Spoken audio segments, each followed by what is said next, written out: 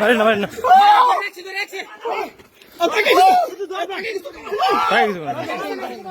কিছু করা আস্তে ওনাকে রেস্ট দেন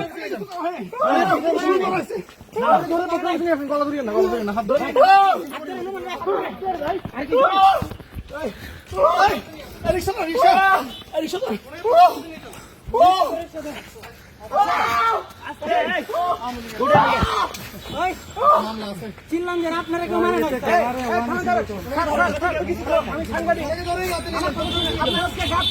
পরীক্ষা শেষ হয়নি 12টা বাজছে, আপনি কেন বের হলেন?